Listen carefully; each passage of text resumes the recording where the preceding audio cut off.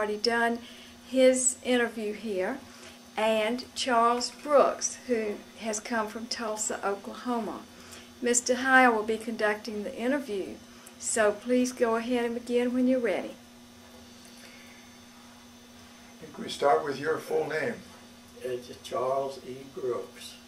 And where were you born and raised? I was raised and born in Kansas, 11/11/21. And then you moved to? We raised around Pittsburgh, Kansas. Mm-hmm. I went to school at Frontenac, Kansas, high school at Frontenac, and from there down to Skytook, Oklahoma, and I worked for a cafeteria. My dad was a farmer, and we farmed in the summer and worked in sawmills in the wintertime.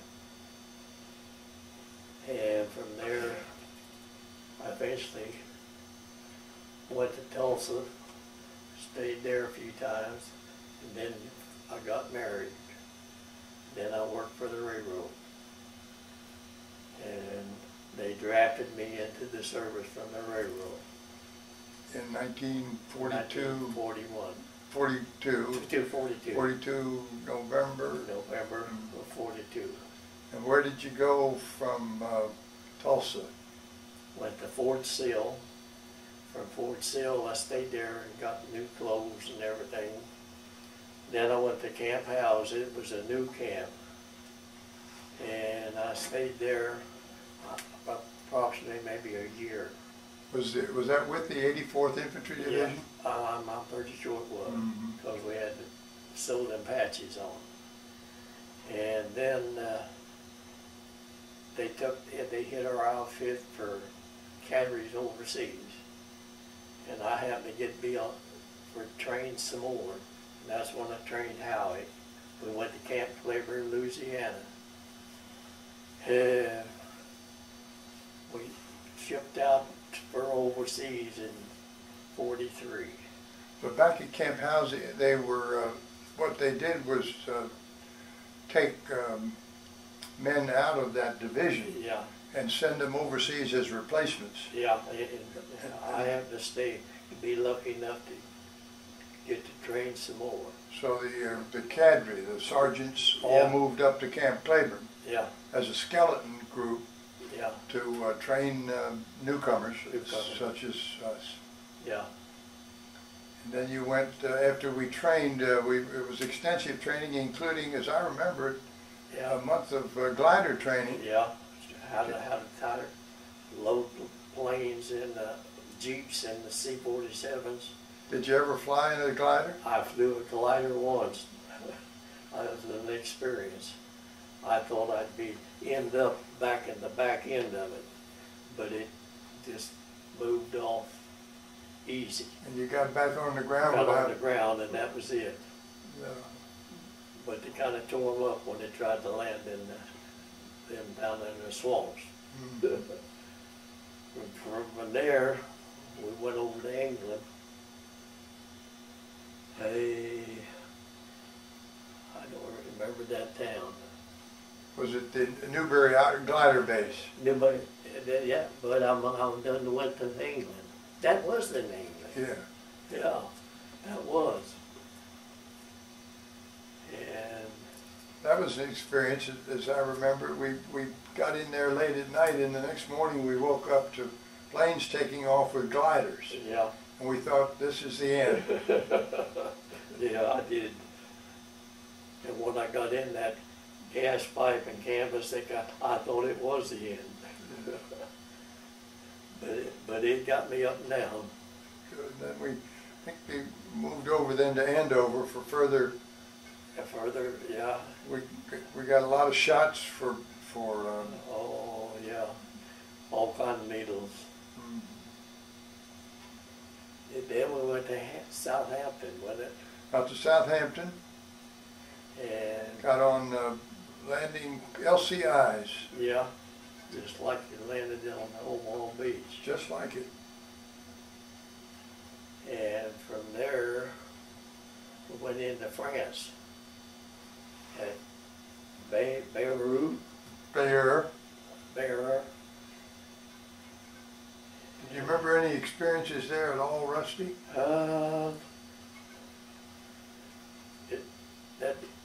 Is that where we come off of the ships? Yes.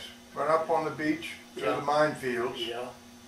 We had to stay in line because there were mines on each side of us. Right. And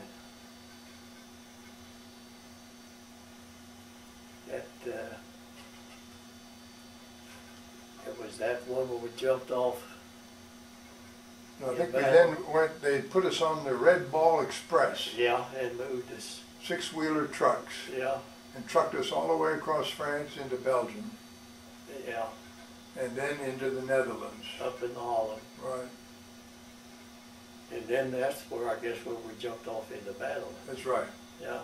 Remember the name of that? You're going to have to pronounce it. Gardenkirchen. Gardenkirchen. It's a railway center 12 miles north of Aachen. Yeah, 12 miles. And the Germans really didn't want us on their soil. Oh no, they didn't like it. They shot back at us. Yeah. Do you remember anything about going into Gardenkirchen for the first time? There was a sniper who was popping us, and I was an expert shooter, and they put me with a scope to shoot in this steeple, and they eventually got him. Mm-hmm. So that's all I know in that area. And then A Company, 1st Battalion went ahead of us. Yeah. To take Gardenkirchen. Yeah. And then move on down the road to Subarat. Yeah. What were you doing in that 2-day period? Do you remember? I don't remember. I don't remember. Well, you may remember we got into a firefight with our own people after we left Gardenkirchen. K Company had gotten up on a hill where they weren't supposed to be. Yeah. And we had a 2-hour firefight with our own people called Friendly Fire. Was I Company involved in that? Well, you must have been, because L Company was. Yeah. And they finally, the radios weren't working. And yeah. I don't remember that. A lot of men killed all the way down that road. Yeah, yeah.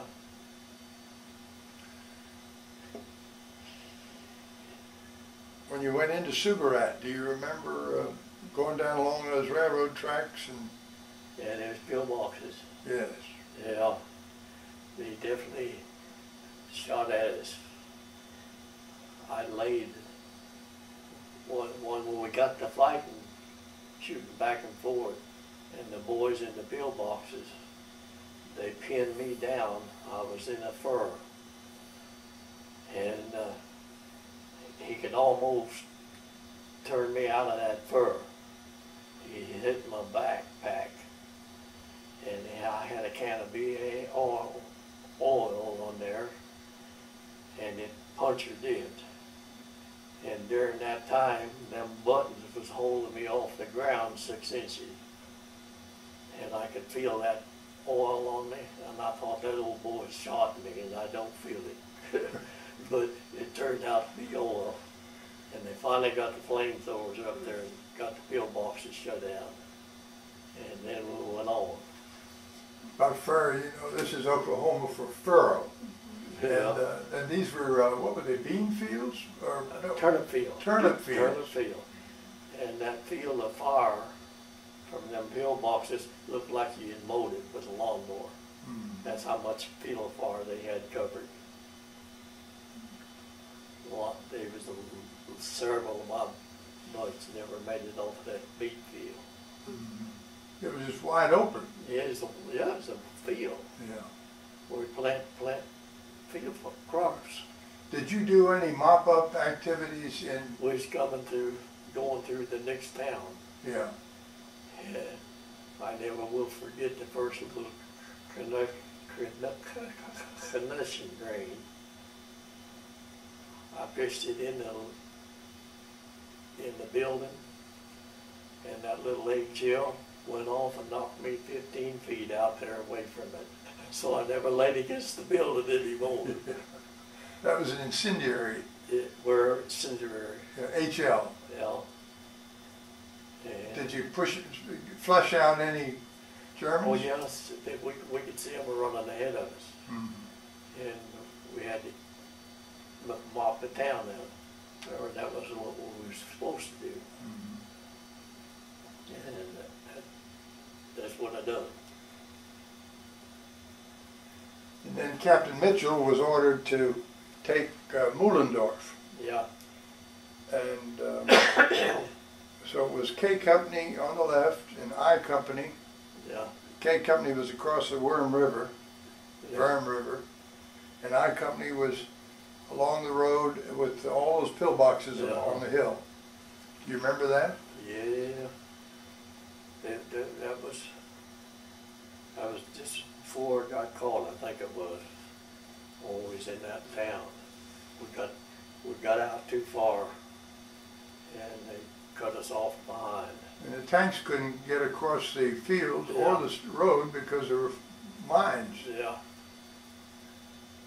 Do you remember those mines? They were laying right out in the road. Yeah, they left them. Well, they didn't have time to bury them. That's it. But the fields, they were buried in the Yeah. fields. And these were British tanks. Yeah. Remember the name of it was the Sherwood Rangers. Is that what it was? Yeah, British group, and they were new to combat. So they weren't real anxious. I think they left our flag open. Yeah.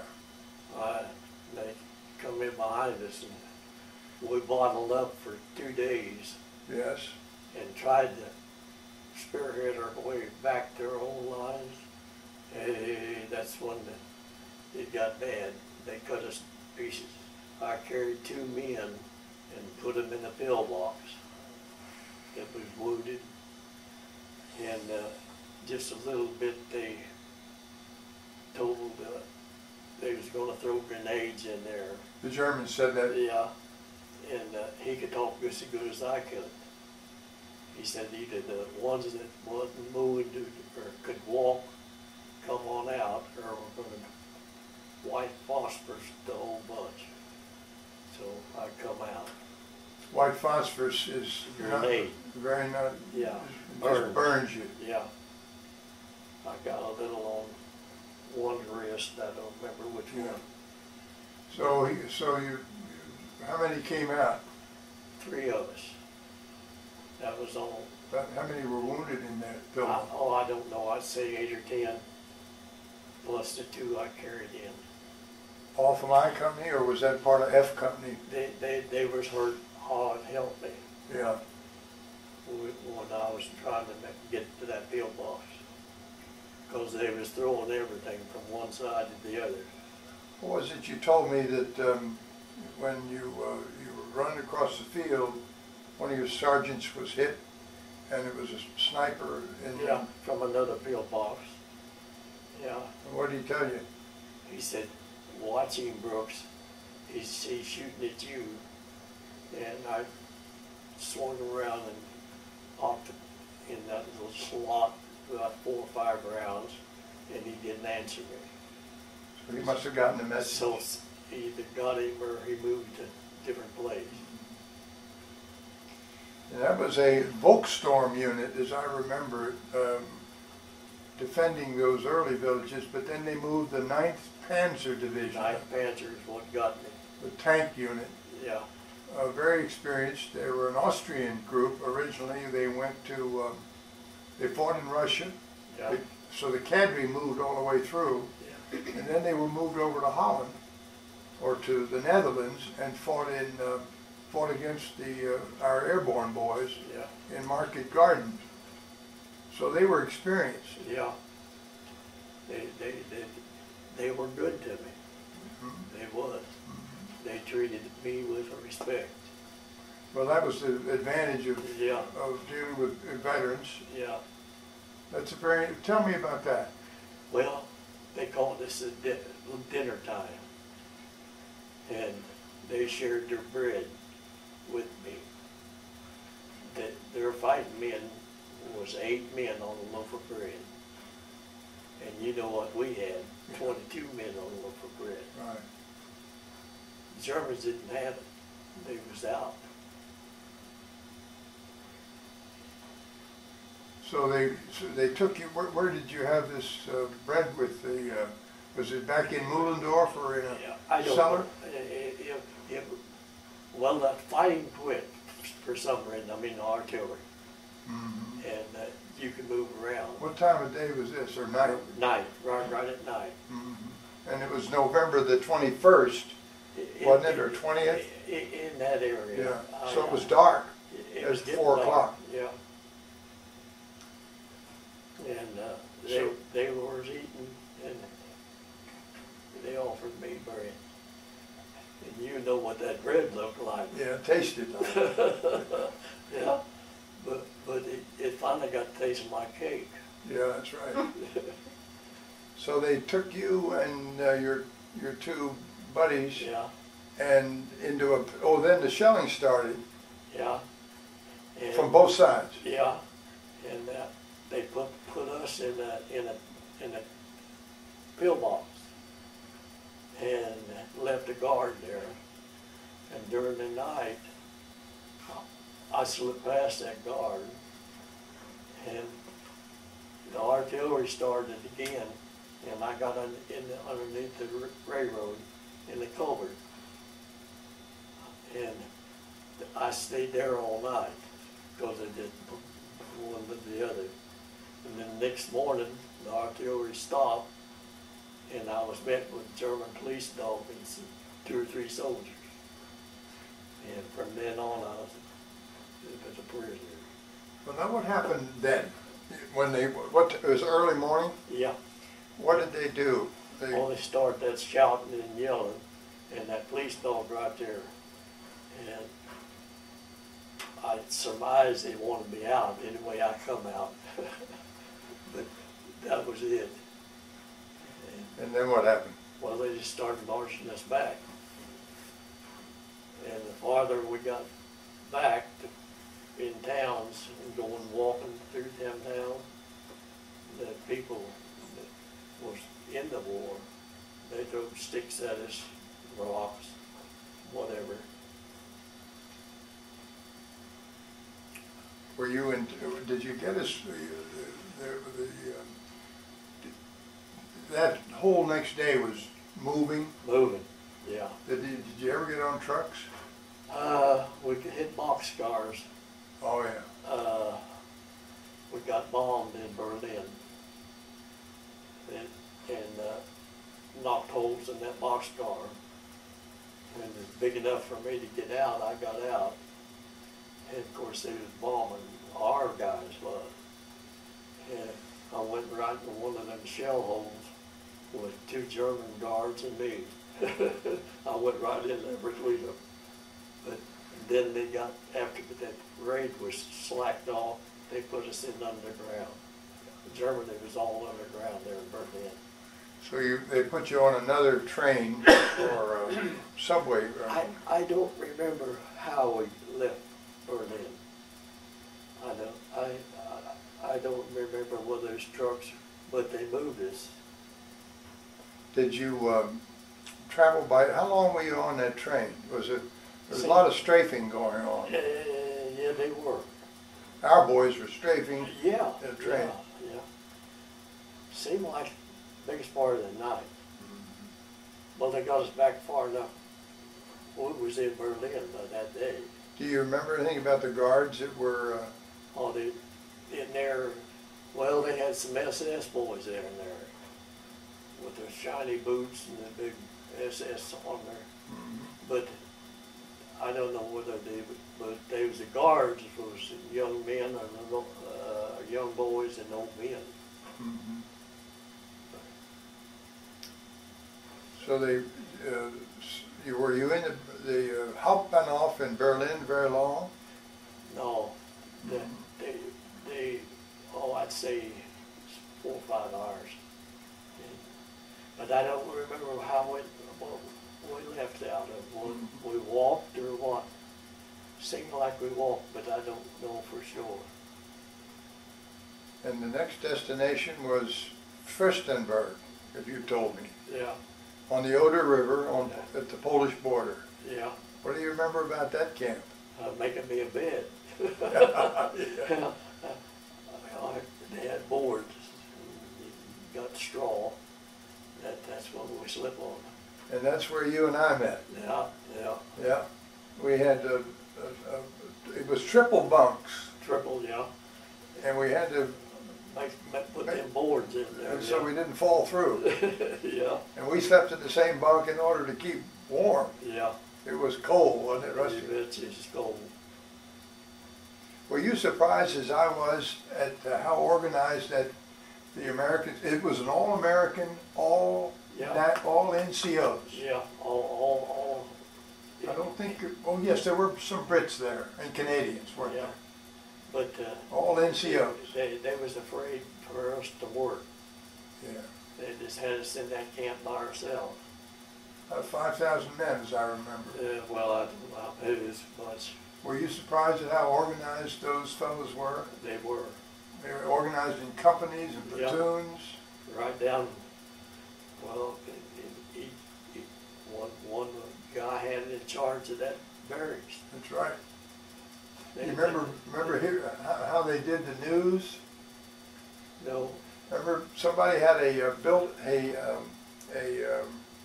crystal radio, oh yeah, and he'd get the news in the late afternoon, and just after the coffee and bread that we got for supper, they'd come in and call out ping pong, yeah, yeah, and that meant that somebody was going to read the news to us, yeah, and there were people stationed to make sure if the guards came in, they would stop. yeah, So we got daily news. yeah. Where the fighting was. What did you do during the day? I've kind of forgotten. I don't know either.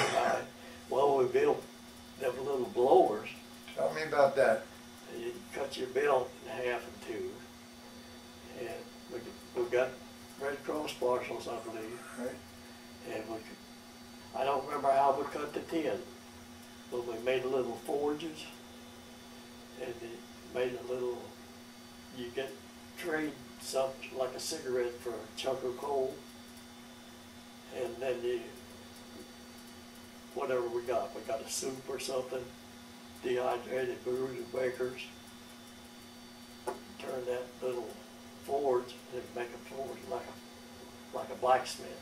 It's like a blacksmith's Yeah, yeah. forge, yeah, only it was a And stove. You could heat that utensil and gutter hot. Remember, I got strep throat, self-diagnosed, but I thought I was going to die. Yeah, And you'd go out in the snow and boil water for me. yeah, And the one thing we had plenty of was salt. yeah. And I'd gargle every 15 minutes. And that's salt water. Yeah. Yeah. Do you remember Christmas, 1944? I remember it, but that's when we were still in the brick buildings. That's still in brick buildings on the Oder River, and it was cold and snowing. Yeah, it was. But that Christmas Day was bright and cheery, Yeah, and there were, maybe you remember, there were soldiers who were ministerial students, yeah, yeah, who had become our pastors. yeah, And there was somehow or other a Catholic priest had been captured, and I heard a story that he was actually flown into the area and parachuted in yeah, order to take care of the Catholics. yeah, But then there were Protestant boys who held the Protestant services, and I remember going to yeah. one of those services. I think I even went to one of the Catholic ones. Well, you got to watch out for that. Yeah, well, I did. I think I did. Yeah. Yeah, Remember the fellow that told the Germans about how organized we were and we were going to all escape, oh yeah. and they punished him? Yeah. Wasn't that the one that had the canal around it? That's it. Explain that. They was afraid we'd build a submarine and get out of them tin cans. You got Spam and stuff like that in. And they were serious. They was afraid we'd build a submarine and get out of there. That was the first time we ever saw a jet airplane. Yeah. Remember when that ME-1 262 flew over our camp? First jet plane any one of us had ever seen. And when it flew over the camp, we were certain it was the end of the war. If they had a rocket ship, it was a morale deed. Yeah, it helped us. That's right. Yeah. And then when we began, remember hearing the sound in the east? Yeah, the Russians are coming in. Yeah. What happened then? We pulled out that night. That's right. Yeah. They gave us the remaining Red Cross parcels. Yeah. What did you do? I don't remember. We divided it up. Yeah. And I had traded my field jacket for a Canadian overcoat. Yeah. What did you have? Norwegian. Hmm? Oh, you had a Norwegian. Well, I had a Norwegian overcoat. Yeah. And what happened that night? We walked all night. And the next day, and partial, I believe, the next evening. I don't remember. Yeah, I think we did. And they shot some prisoners who who couldn't keep up. Yeah. Just dumped their bodies in the gutter on the side of the road. I moved over. I thought I walked all I could walk. And I moved over to the side, and I thought I'd take one of them out. And I got to thinking about my little boy. And then I got back in and we went farther. I think it was 2 days and 2 nights we walked. Mm-hmm. And you kind of sleep walking on, holding on to your buddy. You can walk asleep. Yeah. And we hit the big tent. Yeah. Well, before that, you remember they put us in this, groups of us, in a big barn. Yeah. What did you do for food there? I slipped over and milked one of them cows. Yeah. I don't know where you were. No, we lost each other temporarily. Yeah. I remember that. Yeah. And I was with a couple of fellows who found a bucket of old barley. Yeah. And we cooked it. Yeah. It made us sick as a dickens. Yeah. The only thing you could think of was food. That was the main thing. That's right. Do you remember going through the German lines where they were digging in to fight the Russians? Yeah. Well, and then the Russian was withdrawing on that last month move. They was withdrawing on the line, and we was right in the middle. Yeah. That was the first time we'd ever seen a Volkswagen. Yeah. Remember, the Germans used them as staff cars. Yeah. And I remember saying to, I think we were together at that point, that car is going to sell. It's a beautiful little automobile. Yeah. But they were digging in all through there. Yeah. That was probably For the counterattack. right. Yeah. So, do you remember going into the, what was it, camp in Buchenwald? 3B. 3B. Yeah. That was a collection camp for prisoners from all over Yeah. the east of Germany. Yeah. And both sergeants and officers. Yeah. You remember that camp? I remember a little. Was that where the tents was? That's it. We were in 400-man tents, Yeah. sleeping on the ground in January. Yeah. That's one with one blanket, 2 men, 1 blanket, and 2 overcoats. That's what we had. And we slept on we had a little straw. And we had some friends, didn't we, called lice. Yeah. Had quite a few of them, especially after it got warm. We used to have contests to see who had the most Who had money. the biggest one. They give you a seam of your clothes and a seam of the, they dig in, little white fellas. Well, and then how about when the guards began to leave to defend Berlin? Yeah, We found ourselves being guarded by dogs dogs and young kids. and young kids. Yeah, They were, what do you call those? They were German police dogs yeah, and those and pit bulls yeah. and that Weimaraner, what is it? Anyway, it's a mean dog. Yeah. That's it. And I can't, to this day, I can't handle more than about 5 minutes of a dog barking. Yeah. Because those dogs were, Oh, they'd hurt you. Yeah.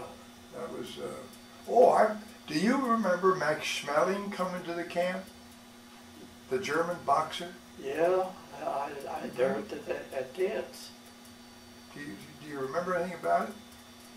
No, I remember trying to go and look at him, but he was surrounded by the time I got there.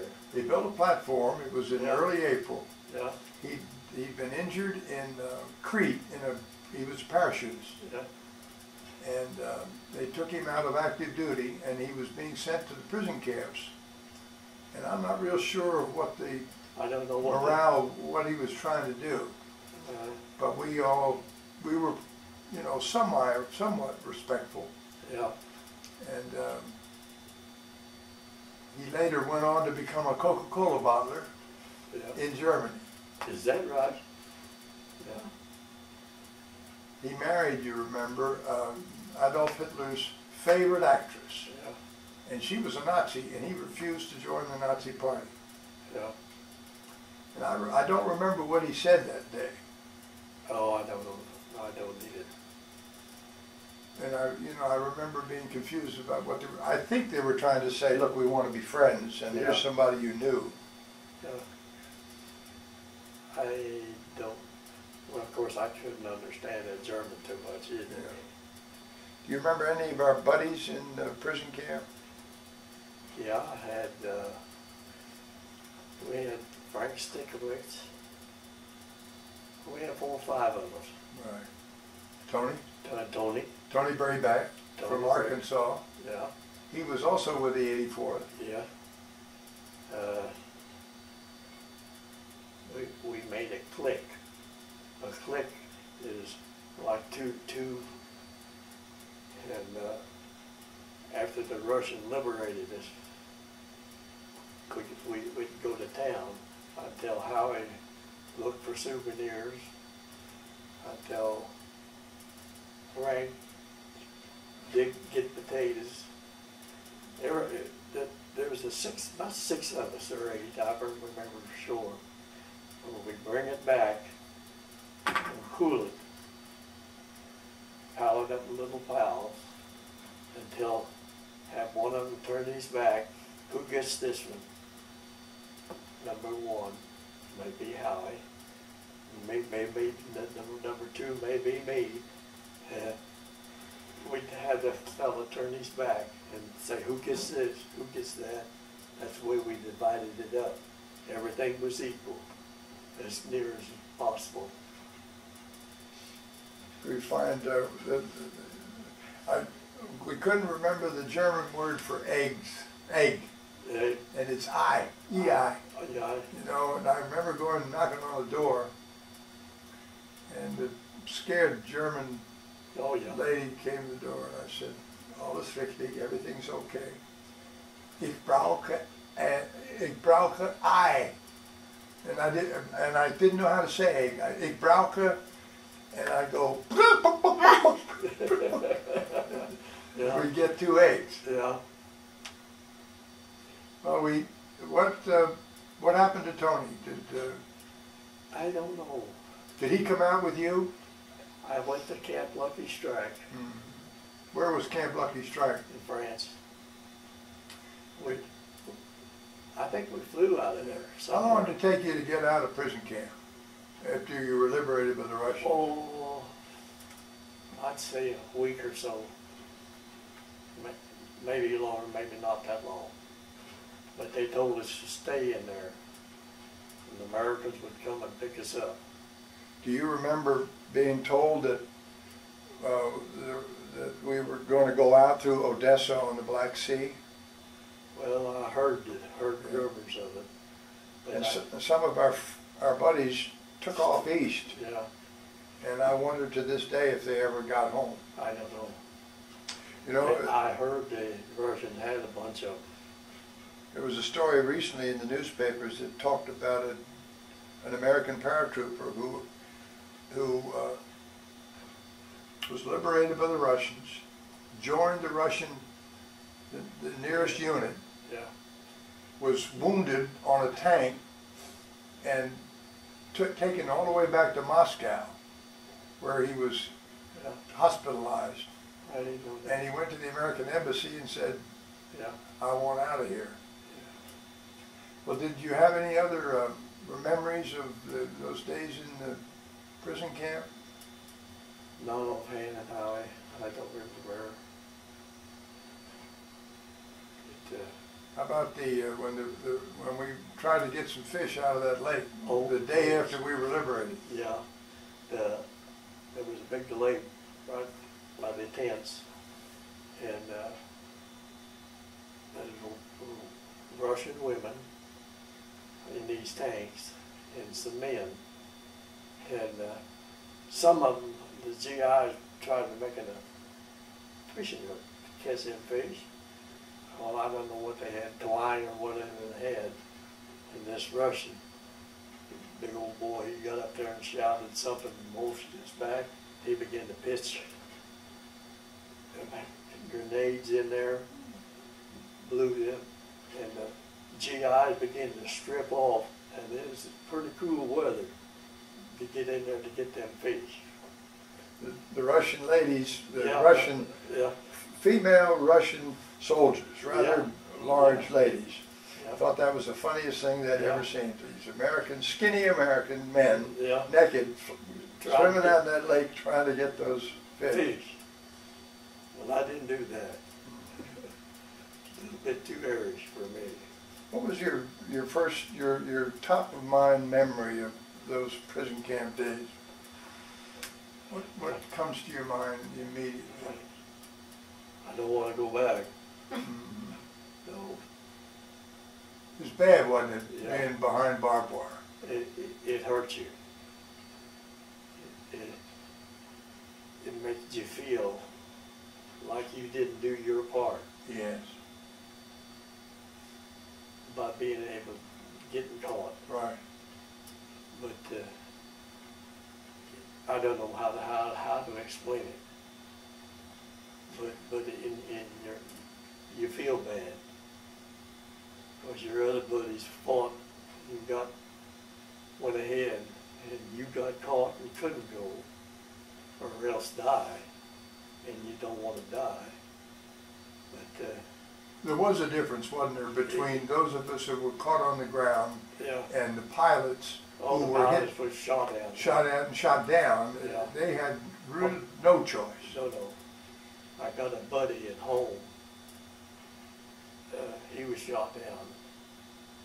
He broke his leg, and his leg was behind him. And he, when he hit the ground, of course, the chute helped him. But they put him up on a wagon and hauled him someplace. The farmer did. And he eventually got back to a German hospital. You know, I share your feeling about feeling guilty. How did you deal with that when you came home? Oh, I had to put it behind me. I went right to work. And it bothered me. And I know for 3 or 4 months after I got home, like a firecracker or something go along, man, I'd be under that table. Yeah. I couldn't help myself. it's just reaction. How many men, do you have any idea how many original men in Company I, which was about 200 men, Yeah. when we went into combat, how many came home? There wasn't many. I'd say Company I, the original guys, lasted maybe 20 minutes from that Yeah. Siegfried Line. Tell us about the Siegfried Line. What was that? It was pillboxes. It set up in tank tracks. Tanks couldn't get through. It was on the German border. Yeah, and hey, it was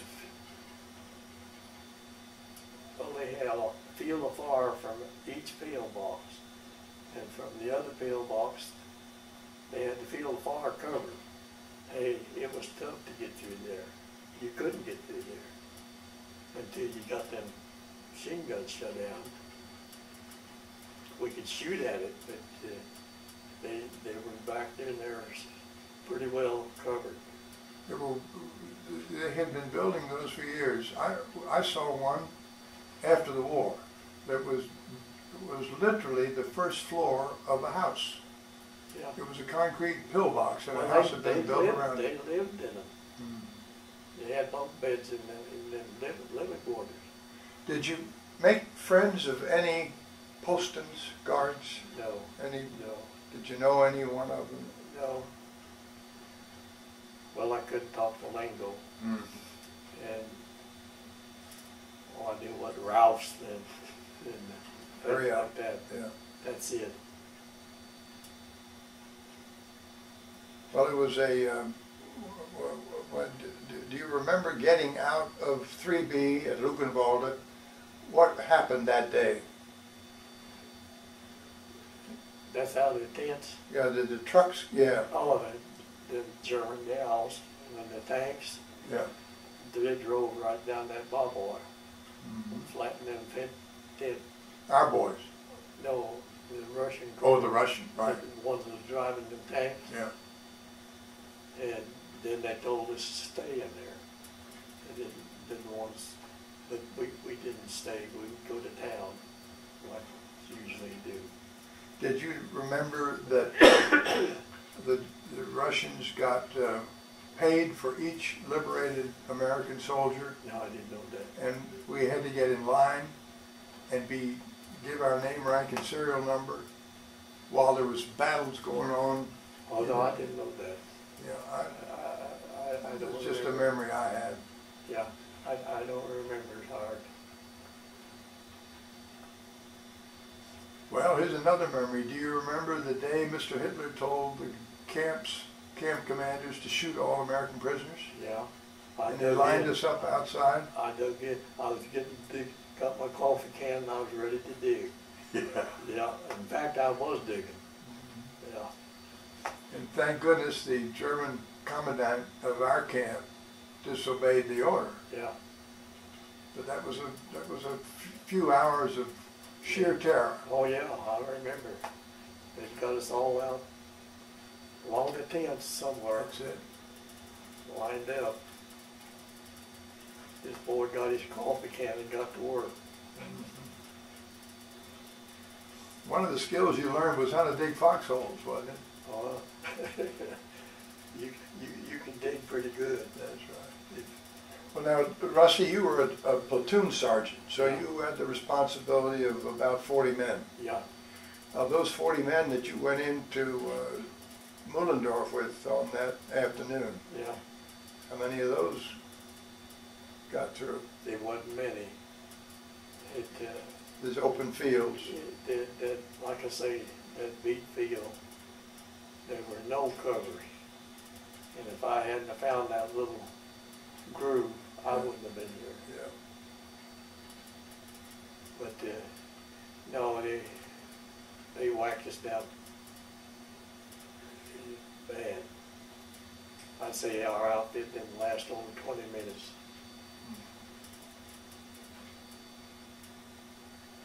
Well, it was when you came out, was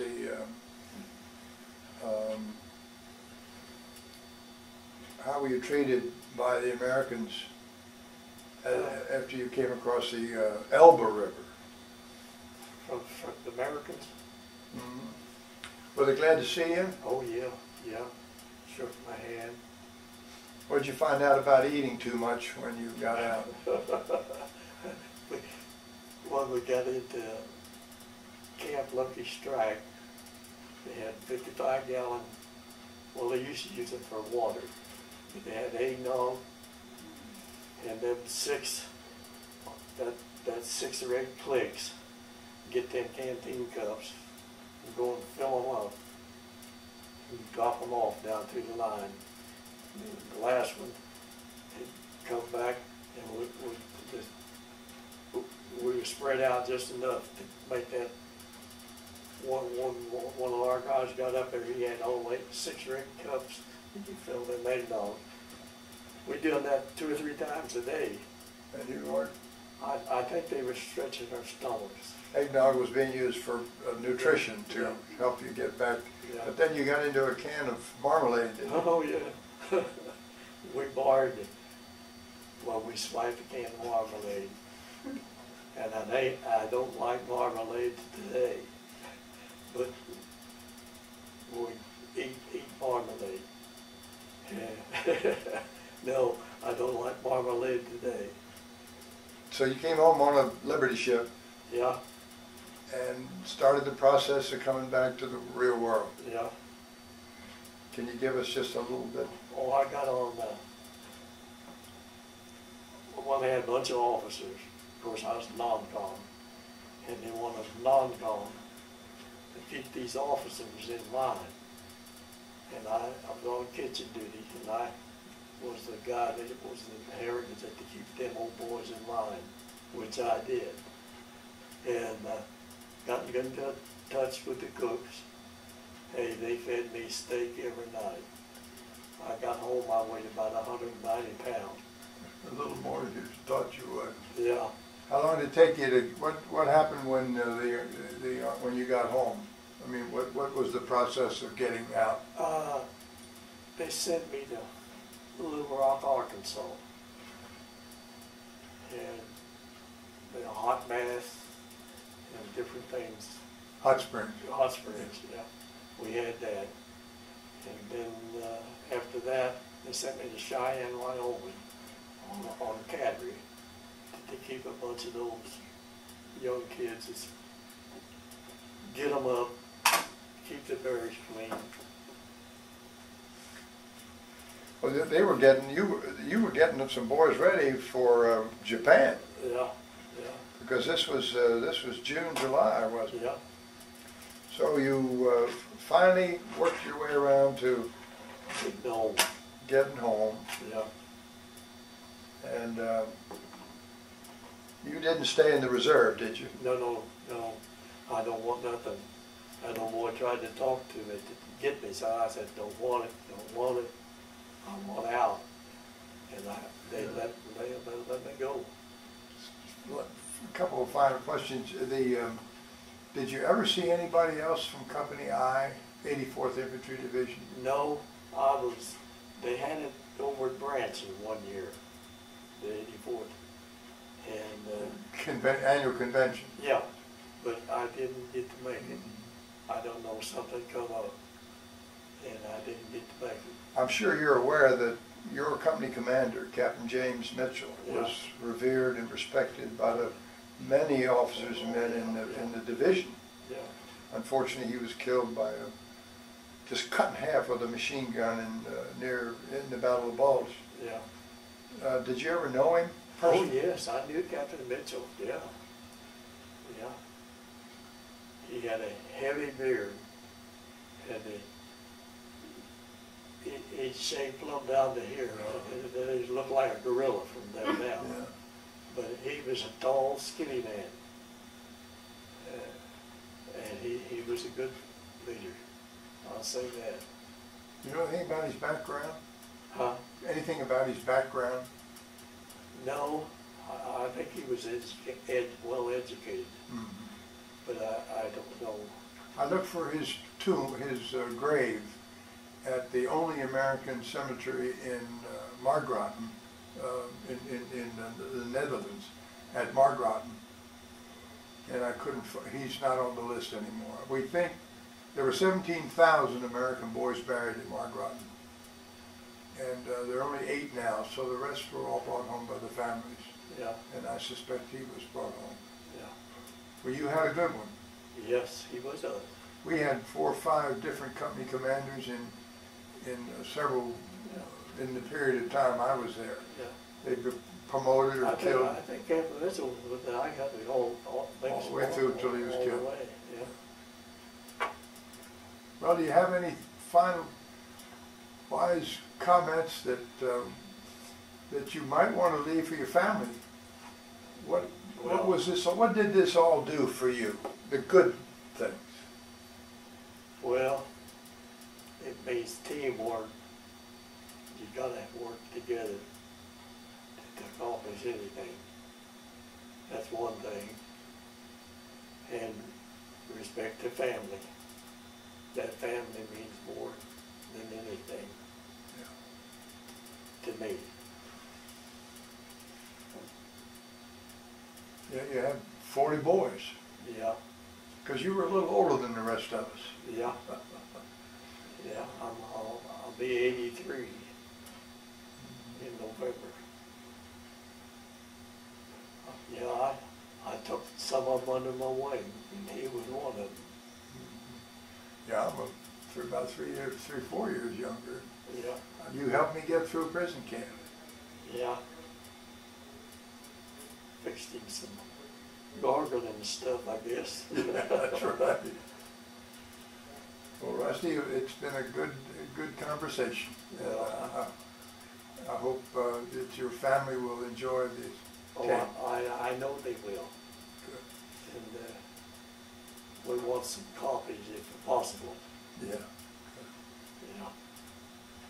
And I appreciate your time too, man. Well, thank you so much. We're honored that you came. Now let me introduce my interviewer, Howard Howell. Rusty, this has been a lot of fun. Yeah, thank you. Thank God we're still alive to do it. Bet you. And would you like to introduce your family? This is my daughter, and Linnea there, and her husband, Nolan there. That's part of my family. I've got a daughter and another daughter and son-in-law in Broken Arrow, and a son and his wife in Neofield, Missouri.